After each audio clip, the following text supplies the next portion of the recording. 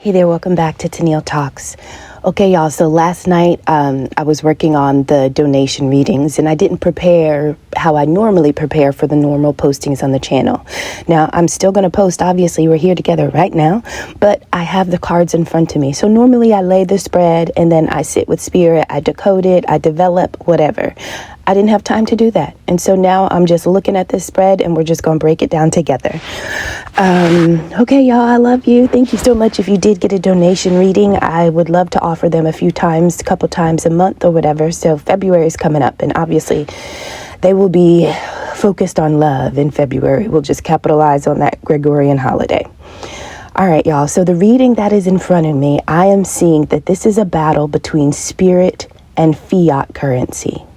I feel like there's somebody that was on earth that had long money and they thought that their money was long enough to reach the spirit realm, right? This is somebody with deep pockets who think that the money in their pocket can control earth, but it can also control the realm of spirit. But this is like one of those, you're going to learn the day. Right? And so this is what happens. I see that there was a curse involved. There was some type of curse that caused somebody to be in suspension, caused somebody's life to turn upside down. It put a pause, it put a stop, it brought stagnancy, right? This shows me that a curse put somebody in the hanged man position. Now, the hanged man is a major arcana card, which means that honestly, when you experience that type of life event, it was always divinely designed and destined to happen. Those events don't always feel good, right? They don't always feel good. But the idea is that it teaches you something, or you see something that you couldn't have seen, right? And so although it's uncomfortable for your life to be turned upside down, the contents of everything that you thought your life was to be spilled out, but it is in the emptying of you. It is in the spilling and the dumping of your life and the identity that you thought you had that you recognize a truth that you would have never have seen unless a whole bunch of shit got turned upside down, right? And so what I'm seeing is that the hangman position that somebody put you in, although it was divinely allowed, the way you got to the position was by way of a curse, right? And so why would the Most High allow somebody to curse you so much so that they turn you and your life upside down, right? That's what I'm seeing here. Well, I am getting the nudge that sometimes the only way people can meet the Most High is by playing God, by thinking that they are God, by thinking that they control the outcomes of people's lives in the way that the Most High does, right? And so somebody with long money and a big ego thought that their money could take them all the way to the spiritual realm. And they thought that once in that realm, they could tamper and tinker with people's minds, with people's lives. Y'all, but the reality is whatever this curse was that they financed, whatever this curse was that was put in place, y'all, that shit worked. It really turned somebody's life upside down. Now, so I have curse and then I have marriage and the hangman. Y'all, I'm going to say this, and maybe some of you understand what I'm saying, but marriage is a ministry and it belongs to God. It belongs to the Most High. Okay. That is my personal belief. Okay. Now, everything divine, all ministries, anything that God values, people are going to fuck with, right? When anybody wants to play God, when anybody sees God in moving in something, through something, or around something, if they don't see the favor of God on their life, some people will have a tendency to get offended. They'll be offended to the point where they want to fuck up whatever God is blessing you with. And so I feel like maybe there was a marriage that was cursed so much so that so I have marriage and hanged man. So either two people who were brought together because that is what God intended for them. Either a marriage was put on pause, a marriage was turned upside down, a marriage, right? So this could have been a curse that was supposed to impact somebody's marriage ministry. Or when I see marriage, I see contract, right? So a marriage is a spiritual contract. So maybe this curse didn't impact two people that was married. Maybe this curse impacted somebody's humanity and somebody's human. So listen, we're half human, we're half spirit. And at some point, there's a contract that is supposed to blend both of those together, and we're supposed to walk out our mission. And so maybe this curse was supposed to curse the marriage or the union with you in spirit, right? Now, a curse is a form of a misfortune. It is hate in action, right? It's supposed to cause a catastrophe. So if somebody is looking at you and they feel like, and they don't like the way you make them feel, every thought, every emotion, all of that stuff stirring inside of them, that is already the curse. Now, whether they take that energy, pay somebody, and get somebody to throw something at you in the ethers is one thing. But even if they're broke and they ain't got nobody to pay, everything that they've been feeling, thinking, sensing, anything that's been stirring inside of them is just as real, right, as going to some witch or warlock and getting them to put something in motion for you. And so I feel like either someone cursed a marriage or someone cursed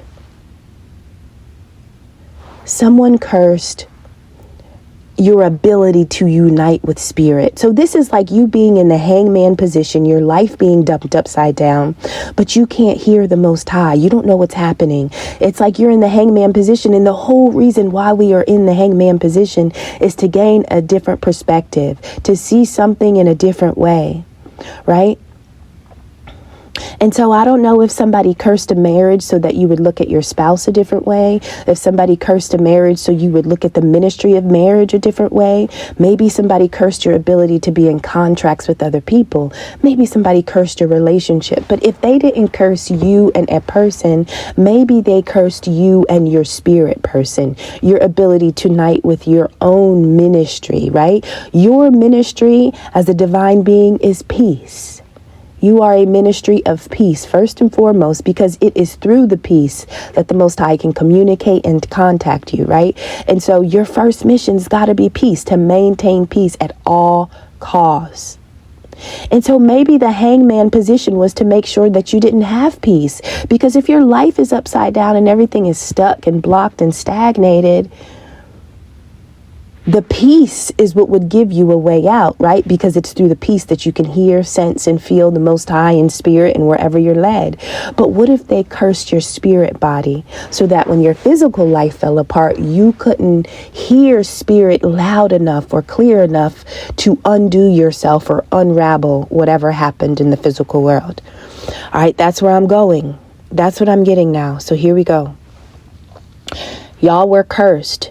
But I'm seeing a spiritual cleanse. So this is like you being stuck in a hangman position. Somebody sacrificing you. This is a damn sacrifice. Hangman is sacrifice. You are turned upside down, right? And so this is somebody with long money that wanted to see your life turned upside down. And the curse was successful and the Most High allowed it. Now listen.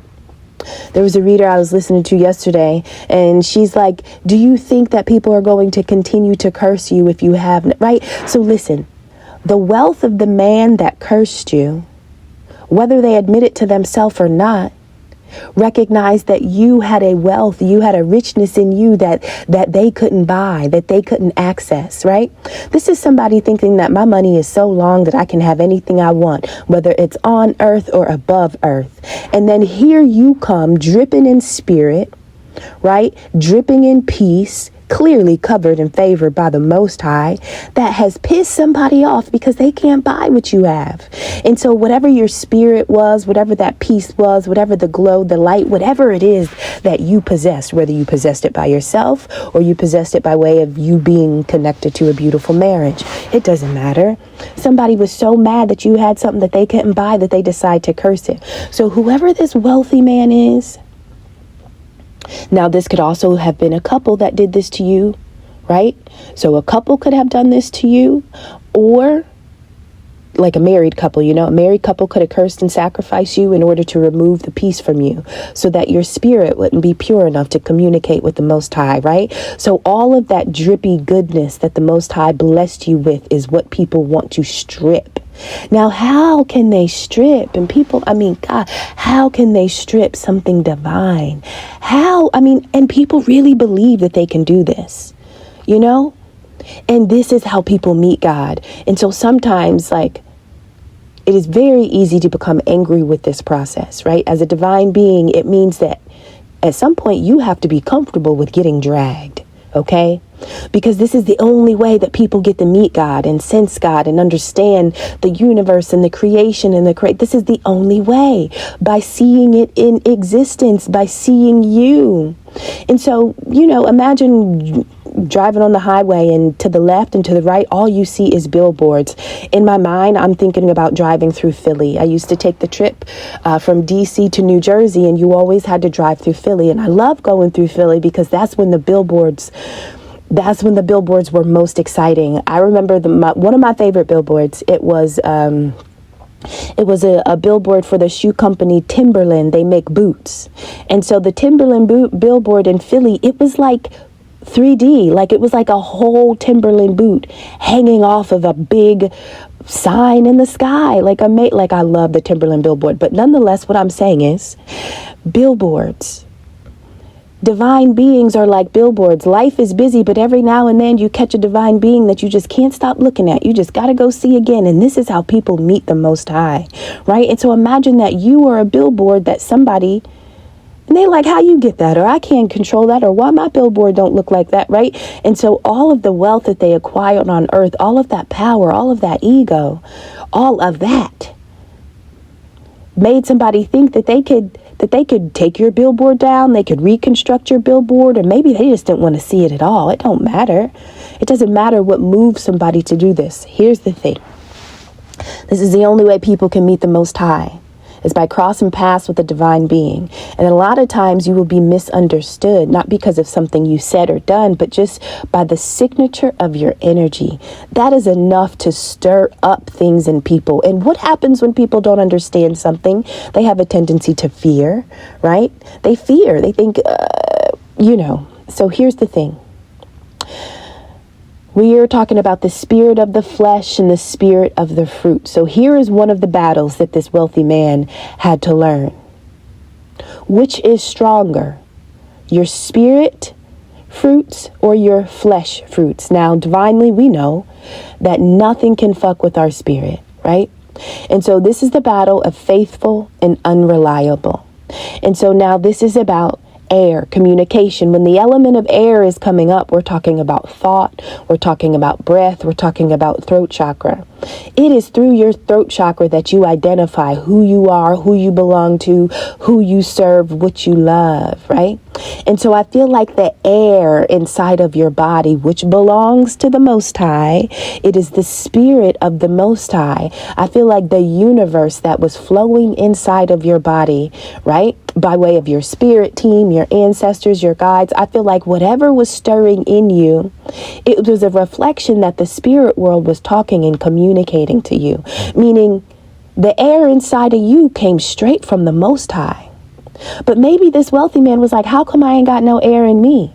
How come I'm not tapped in? How come I can't hear? How come, you know what I mean? Like somebody was pissed off that you had a wealth, a gift, you had a possession, something out of this world that they couldn't purchase. And so now they want to see, okay, well, let's see which is better. The faithfulness that you have in that spirit that's inside of you, right? Or, and this is the wealthy man who wanted to see, well, which is longer, the spirit or the money? And so maybe by sacrificing or messing with you in some kind of way, this is how somebody got to realize that your flesh is really unreliable, because your flesh will convince you to do some shit that will get you fucked up. That's the next part of this reading. So the same wealthy man that thought that he could buy or impact spirit with his fiat currency, recognize that, listen, this was a training. There was an experience that he had to live and learn through by way of challenging the spirit that was flowing in you, right? So the air in you that the Most High put there disturbed somebody so much so that they felt that they need to attack you in some kind of way, right? So here's the next part. The same wealthy man who could have been a part of a group, because I got the Three of Cups here. So I feel like him in the group or him in the network had an issue with the spirit that moved through a specific being. And they thought that with the length of their money, they could change something. They could redirect an energy a certain kind of way. Okay? And so this is somebody's flesh thinking that it's stronger than somebody's spirit. We all know how this ends. Next energy, I got that this wealthy man right now as we speak is on their back and sick in bad health. Now their body could be failing because guess what? They thought that the flesh was stronger than the spirit, but they got to learn the day, right? They got to learn the day. And so I'm sensing that even if you were turned upside down for a while, nothing about your spirit weakened. Maybe your physical life had been dumped out all over, but the spirit in you was just as strong, if not stronger, before whatever this attempt, this sacrifice, or this curse was, right? And so now the same wealthy man with long money that thought that their money was long enough to impact the spirit in you is on their back in bad health. Under bad health is Wheel of Fortune, aka karma. Y'all, karma is not good or bad. Karma is literally what you put out. You pay for what you get. And how do you pay for things? With energy. And so if you used a funky ass energy to pay for an event to happen to somebody else's life, I want you to know that when it's time, and it's gotta be in divine time, when it is time, the energy that you sent out, it must be returned to you. That energy isn't good or bad. It's not good or bad unless you determine it's good or bad, right? So a lot of times people will be paying for energy and sending things out that make them feel good. But when it returns to them, it knocks them off their feet. And it is in that moment, they're like, damn, I guess I shouldn't have sent that energy out. This is how people learn. This is how people develop. Now, some of us are just so beyond this that we're like, really? You had to curse me? You had to destroy my life, my marriage in order to recognize that you did something wrong, that you shouldn't have felt the way you felt about me? Y'all, yeah, some of us, there is really not much different. Y'all, there's an adult in my life. And the conversations that I want to have with this adult are identical to the conversations that I have with my 4-year-old on a daily basis, right? If you feel some kind of way, say something, right? If your feelings are hurt, say your feelings are hurt. Don't do something spiteful. Don't act on it. Don't snatch. Don't grab. Don't yell. Like, it's okay to be hurt. Speak about it. Tell me what you really want, right? And so I'm trying to get my 4-year-old to not respond to the emotion first. I would love for him to rationalize his emotions and be like, damn, man, I'm feeling kind of jealous right now. How'd you get? Now, obviously he's 4. This is a journey. But my thing is, you gonna learn this. You are going to learn this. Because as your mama, if I let this go unchecked, you will become a beast. You will become a beast, right? Like, no, I'm not gonna let that go unchecked. So listen, we will battle. I don't care. We're gonna get this lesson. You're gonna get this development. Right? Because your emotions are a gift. This is how spirit communicates to you. But if you can't rationalize them and you just respond, this is how we get to the energies of people who can't control their impulse. Your ego gets so offended and then your emotions take over and you can't even rationalize if you should have these emotions, if you should pursue them, or if you should just release them. Y'all, so I promise you, the same way I learn and develop with my 4-year-old, these are the same grown-ass adults that are throwing curses, that didn't learn these lessons, right? It is in, okay. So anyway, long money is in bad health right now. And it is now that they are in bad health that they are thinking, and I have psychic, right? So again, the air that was flowing through the psychic offended somebody because they couldn't buy it. Their money just wasn't long enough to go to the spiritual world. Your ancestors weren't going to sell it to them. Your spirit guide wasn't going to sell them what you had. The Most High wasn't going to sell them what you had. And so they felt like, I'm going to send you something to knock it out of you. Since I can't have it, you can't have it either. Like that kind of energy, literally like my 4-year-old, okay? But now that this person is in bad health and on their back, They're still thinking about the spirit in the flesh, but they're thinking about the difference between love and indifference. And so this was somebody that at one point felt like whatever was moving through you was probably fake, not real.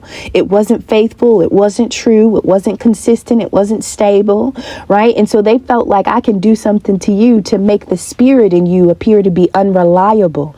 But the reality is that when this karma comes back and your body fails you, you realize that that flesh was unreliable. That flesh that gave you them feelings, that flesh that gave you those emotions, that shit was unreliable. Right? You believe something in yourself that you really should have recognized was the lowest part of you, your flesh. And so these are fleshly people that have tried, that are attempting to conquer spiritual people. But to be in your spirit form means that you have conquered your flesh. And so people don't recognize how weak they are until they fuck with somebody that is stronger. But a lot of times people don't consider the spirit in you to be stronger than their flesh, right? Because guess what? Their flesh got them the house, the money, the cars, the title, the assets. Your spirit didn't get you all of that. Your spirit didn't get you that power. This is how they rationalize, y'all. I don't believe this. So anyway, now they're sick because the karma didn't come back around. And y'all, this could be a married couple because look, I have live and learn marriage. Y'all, this could have been somebody that you were married to. Maybe somebody that you were married to try to put you in a hangman position and turn your life upside down. Because you possess something, maybe, I don't know. But 2 times, y'all, and I'm using 4 decks, but 2 times I have marriage. I really don't believe that this is about a marriage that was cursed and turned upside down. Oh, that is the thing I wanted to say. Please, Tennille, get back on track after you say this. Y'all, I know that this is true. I was going to say that, okay, so marriages belong to God, or they should, all right? Marriages belong to the Most High, okay? I believe that marriages are attacked. Now, that is not profound. I know you're like, duh, Tennille, right? But what I'm saying is, I feel like the same way a pit crew can break down the tires on a NASCAR and refuel it and get it together in a matter of seconds, I feel like there is a structured way to break down and dismantle a marriage. Now, I have had that thought. It didn't come about in this reading, but that has meaning, if you're ready to buy a house, not that I've done this, but you know how there's a team of people that you have to go through in order to complete the entire process of buying a house? Well, I feel like the same is true if you want to destroy a marriage, meaning it could take 1 to 2 to 3 people to really bring a destruction. What I'm saying is that I know there are some spouses, man or woman, who have agreed to break down their marriage, who have agreed, after they agree to be married, they agree to be unmarried. Now, when one of those spouses agrees to no longer be in that marriage, they're not having that conversation with the spouse.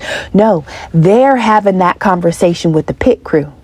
So just like the pit crew breaks down a NASCAR in order to get it back up, I feel like when people want to marry, they don't always go to a divorce lawyer. No, I feel like they go to a team of spiritualists, a pit crew that come up with a way to destroy a marriage, to literally break it down in a matter of weeks, months, or days. Right? So I feel like you have one person that comes in that is supposed to go after the spouse who doesn't know that their marriage has just been sold off, right? So you got one person that comes in and talks to the spouse in order to distort their energy, in order to get them to look left, not recognizing all the while over there on the right-hand side something is going wrong. So you have that person. And then person number 2 is obviously your spouse, who knows everything that's happening. They know what's taking place. They know that they want to get out of this marriage, probably for selfish or financial reasons. But nonetheless, I know that there is a pit crew that can break down a marriage. And I think that one of the key players in that pit crew is going to be the spouse that was solicited to engage in something like this, right? So you got your spouse who's like, I don't want to be married. Help me get out. And then they're like, cool, we're going to send in this woman. We're going to send in this man. to kind of, take up space with your spouse, to whatever. Maybe it's adultery, maybe it's flirting, maybe it's something, but it's almost like you need an energy to be injected into the marriage to throw off the spouse who doesn't know what's happening. But then you got a closer, when you're done with your house, you get to the fight, then you got to close, but then there's the closer. I don't even always think that the closer is somebody that you see in the physical world. Sometimes I just think that the closer can be like the spiritual person who has to close this thing out on an ethereal level, right? So the closer can be the person that shuts down the spirit, the mind, and the body of the spouse that you just walked away from. Meaning, like, if you're married to a divine being, that divine being is an asset. They have an endless amount of money and an endless amount of potential, right? And so what if somebody knows that your spouse is like a never-ending bank? And so they go to the broke spouse who don't know this about their divine spouse, is like, hey, did you know that you could get all of this off of that one person? And that if you walk away and if we construct this plan and if we put this thing together, we can literally bleed them energetically for the rest of their life in order to give you wealth. Y'all, that is real. Like, this reading didn't tell me that, but like, I've just been piecing together little realities. Honestly, I've been married, so part of this is just something that I feel. It's like something that I was feeling, you know what I mean? Like, obviously the devil attacks your marriage. There's always going to be an enemy in our entity, but sometimes it is a planned. Sometimes the enemy is not really just a random, it's not just the devil wanting to break up your marriage. No, it is you accepting the devil's advance to use your marriage as a vehicle for you to gain wealth while your former spouse is left for dead. Okay? Hey, don't really have nothing to do with the reading, but marriage came out twice, so I just made it about it. Okay. So now this wealthy man is dealing with the karma of what he did. And so the living and the learning, either the wealthy man is learning about the union of spirit and flesh. I feel like somebody literally had to attempt to remove the spirit outside of you, only for the spirit world to come back around and knock them the fuck out. And this is when they understand who you are, what you are, and what's inside of you. And so now the same person that thought that you were fake and whatever was happening with your life was unreliable and not real, now they got a nerve to just hate you. Now they got a nerve to just be indifferent. Y'all, sometimes people will get themselves in situations and still not be able to take accountability. They still can't understand that what they are facing, what they are learning is really a reflection of their own energy that they couldn't control, that they couldn't stop. Okay? And so I felt like somebody saw you as a billboard and thought, I can do better. I don't want to look at it, or you know what I mean? And so they attempted to alter something in you by putting you in a hangman position. And the reality is, I feel like the marriage between your spirit and your flesh that they did not have access to, that they could not purchase, is what they wanted to sacrifice and separate. And that is a fleshly thought. That is a fleshly plan. And the flesh will never conquer spirit. Never. It's too weak. It'll die first. And that is exactly what's happening to the wealthy man with long money. Now they got long money and short health. Can you imagine? What does it matter how much money you have if your body is too weak to enjoy it? If you can't get out of the bed to go and spend it?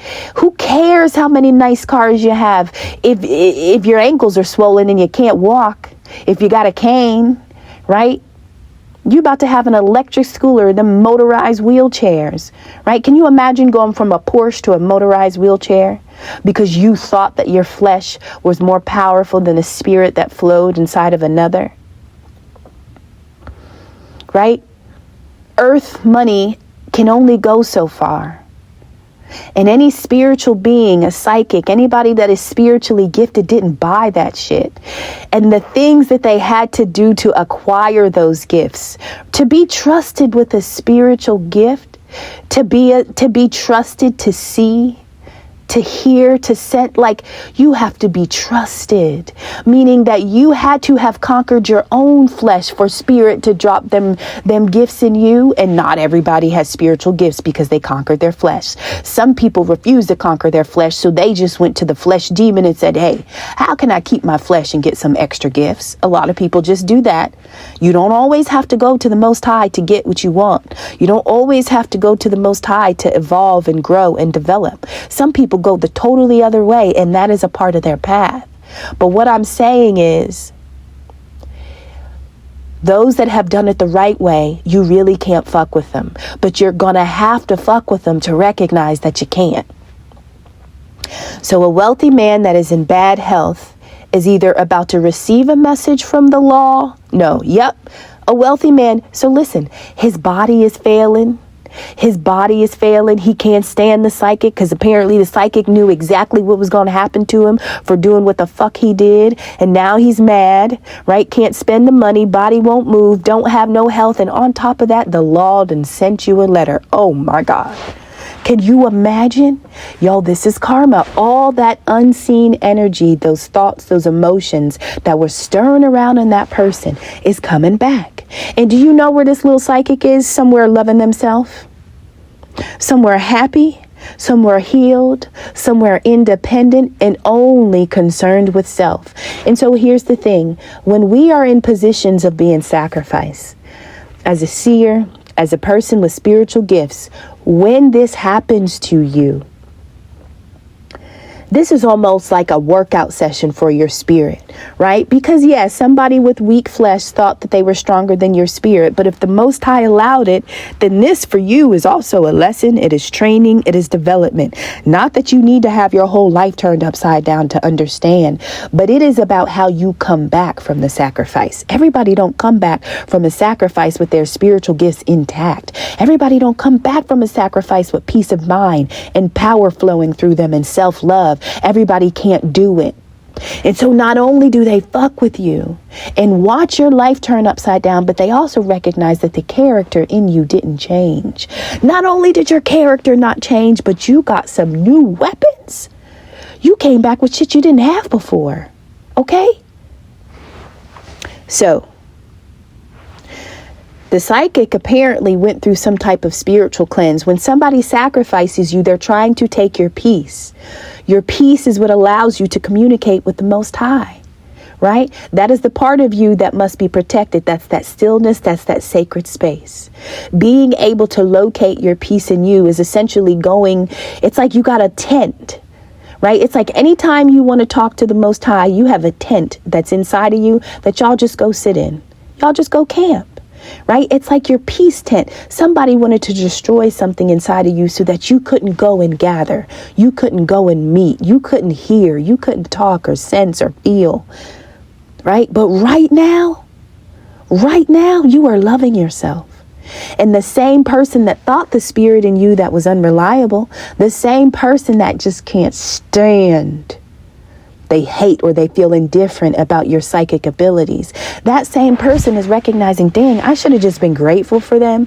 So you mean instead of me trying to take down their billboard, turn their life upside down, ruin them, you mean I should have just been grateful? That's all the Most High wanted you to do.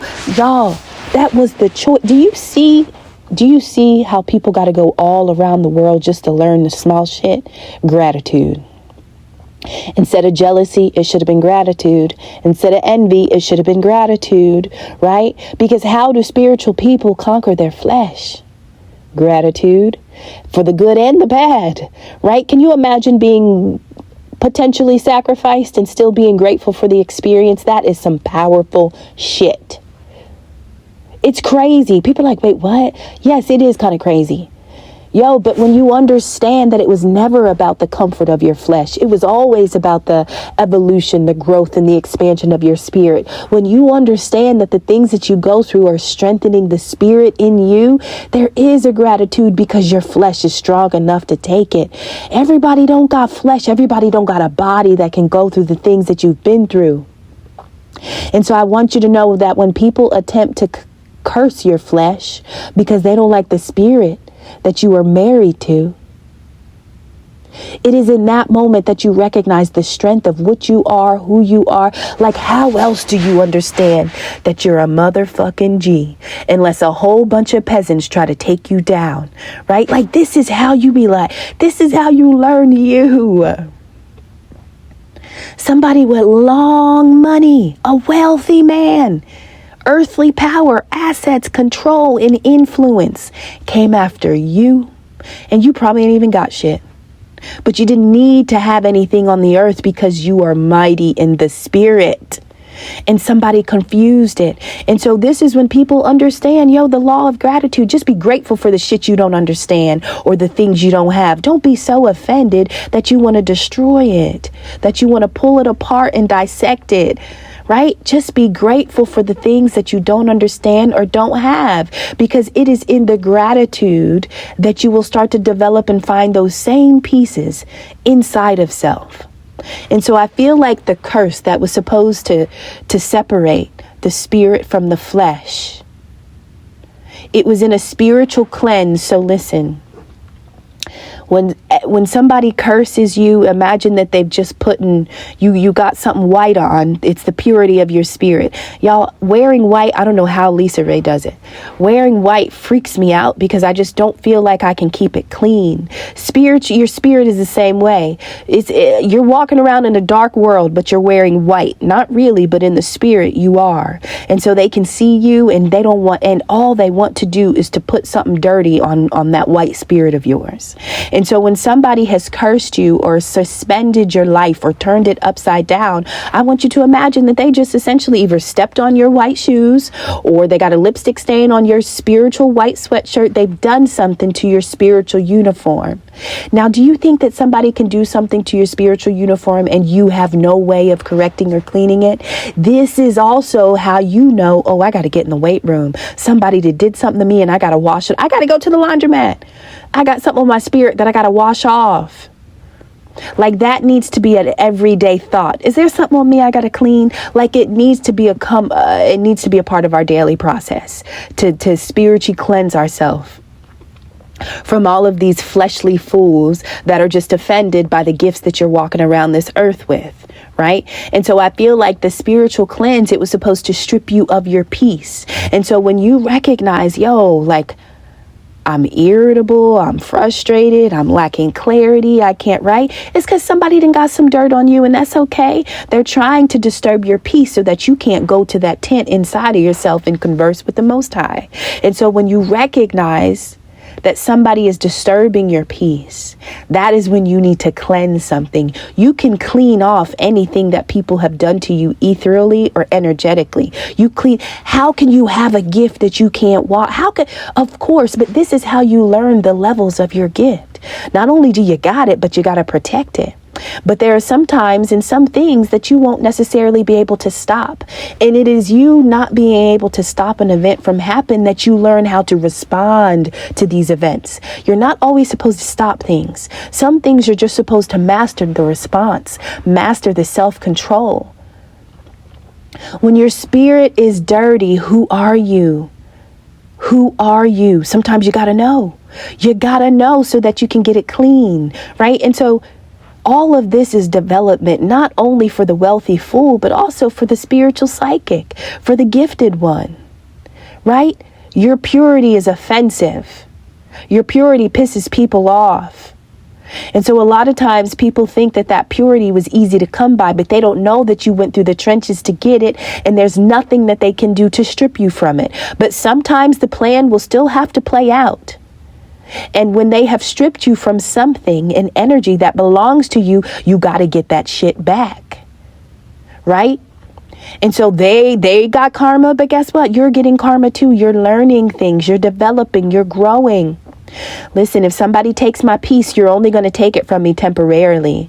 And when I get it back, you're going to be so fucking mad that you took it from me that you're never going to want to do it again. Now, when you see me, you're just going to be grateful for my existence, right? Because I had to put you on your back when you tried to take something from me. Y'all, this is how you become a spiritual assassin, right? You're allowed to protect and defend yourself. You don't got to send out a curse or a hex. I will never meet you in that energy. I'm going to just clean this shit off and make it come right back to you. I want this to stick to you. Everything you wanted to make me feel, baby, you about to feel it too.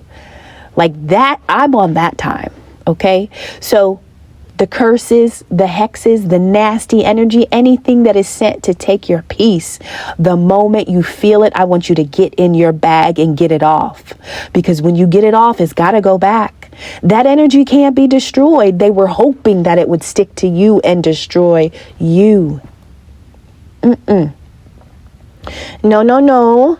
Right? Y'all, so I love you. I kind of went off in this reading, but that's okay. This is a Friday reading, y'all. I think this is my first week in a very long time where I have posted Monday through Friday, and it makes me so happy. It makes me so happy. And so this is not the normal message that I kind of prepare and write. This is kind of the one that I just look at it and I just go. And so I feel like somebody cursed you, turned your life upside down in order to strip you from that peace, because it is in the peace where your spiritual gifts are flowing. And so they felt like, well, if I take away all that peace and love, you're going to be too disturbed to even want to maintain whatever that spiritual shit is you got going on over there. Wrong. Whatever you do, I'm just going to clean it off and it's going to come right back to you. And all you're going to want to say to me is thank you. I'm sorry. Like, right now you want to talk. Now you want to smile. Now you want to ask me questions. Nope. Fuck you. You learned the lesson. We're done here. We're done here. All right, y'all. Oh, and you know what? Self-love is what you need to fight for your peace. You got to love yourself enough to fight for it. So when people are cursing and hexing and throwing hate and misfortune and they're trying to distort your peace, the way you fight them is because you have so much love for you and your tank that you refuse to let this shit go on. It's like, do you know who I am? Do you know how much I love myself? Or you really thought I was just going to let you do that and not respond? Right? Like, you go to battle for yourself. You're your own. Listen, you're your SWAT team. You're your Black Ops. You are everything to you. Right? You are everything to you. Because you understand the power of that vessel. You know what you're carrying inside that thing. And sometimes it is by way of these curses and attacks that you're like, damn, I must really got some good shit in here. Because these people with long money won't leave me alone. I ain't even got no money. I got coins and they won't leave me alone, y'all. That's because you have something priceless. You have something they cannot buy. All right, for y'all. Love y'all. Bye.